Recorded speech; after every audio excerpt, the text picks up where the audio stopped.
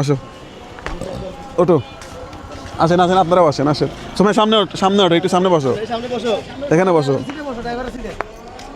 বসো দেখি আপনিও বসেন। হ্যাঁ এই হচ্ছে পরিবার। আমরা এমন একটা দিনের আশায় ছিলাম যে এই পরিবারের কাছে একটা গাড়ি হবে। আমরা এইরকম একটা দিনের আশায় ছিলাম এবং আজকের দিনটা হলো সেই দিন। দেখেন কেমন লাগছে বলেন। এই গাড়ির এটা ধরেন, এটা ধরেন ধরেন।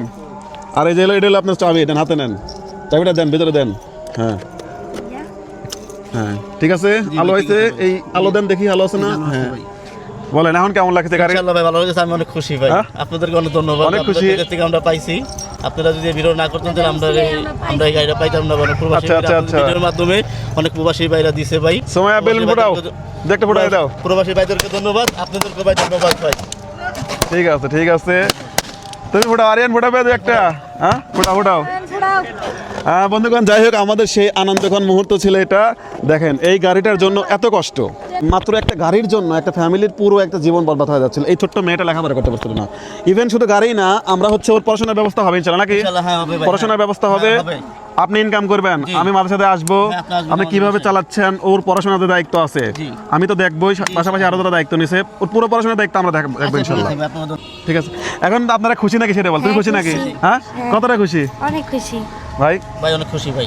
এই ভাবি আছে, একটু ভাবিক দেখান যে মানুষটা হামা করে কাঁদছিল। অনেক সাধনার পরে গাড়িটা পেয়েছি, আমরা অনেক খুশি। আমার বারবার চাই আমি কটা ডাল ভাত খাই, সবার জন্য আমি দোয়া করি। সবচেয়ে বেশি কষ্ট ছিল এই মানুষটা, সবচেয়ে বেশি কষ্ট ছিল এই মানুষটা, কারণ উনি হচ্ছে অন্যের বাসায় কাজ করে নিয়ে নিয়ে তারপর হলো সংসার চালাইতো। এই সময়ের ভাই সময় বাবার মুখে খাবার চলে দিত এই মানুষটা। ঠিক আছে, সবচেয়ে বেশি খুশির দিন আজকে আপনার, আমি মনে করি।